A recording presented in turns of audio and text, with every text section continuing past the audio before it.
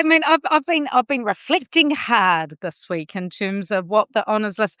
Like, first and foremost, let's acknowledge there's been some incredible people acknowledged in that list. You know, our sports people. Great to see the Student Volunteer Army and the work around that stuff being celebrated. So, I think the broader honours list, fantastic to see people celebrated.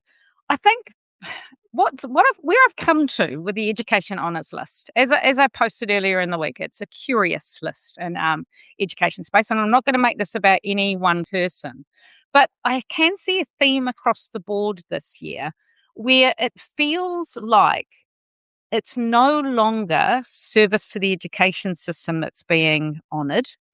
It's service to the minister and reforms. And that feels a really sad shift in my mind. And I was a little bit shocked to discover that the panel of people who decide who gets an honours list is so left or right, depending on the government of the day. I mean, what an absolute oversight. Surely, this should sit above the political party of the day and be a cross-partisan, non-partisan, however partisan that you want to frame it, group of people choosing who gets awarded and acknowledged. Because it felt like in the education space, there was a statement being made.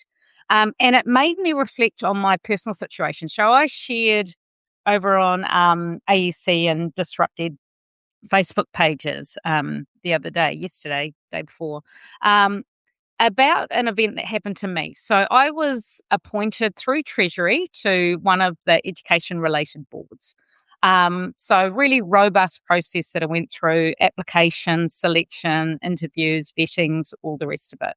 And I was really excited because it was a serious board to get on, and really looking forward to the work, and it was particularly suited to my interests and my skill set, and was super excited. And I was just about to head off on sabbatical, and I wrote a blog post at that time where I did a sort of a tongue-in-cheek critique of what was going on at the time. It was a tale of two fairy tales.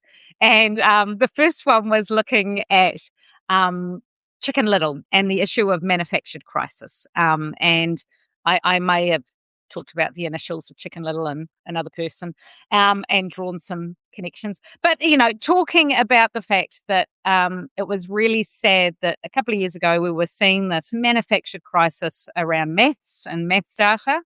And it was being used, it seemed, as a mechanism to roll out really speedy interventions and silver bullets interventions. The second half of that blog post was about Goldilocks and the Three Bears.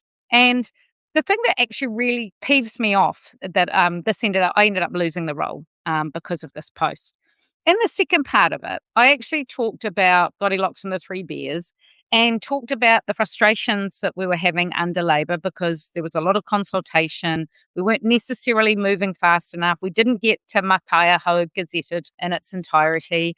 We didn't get things rolled out at pace, at any kind of pace. And then we had swung to having a different government of the day and everything happening with what felt like zero consultation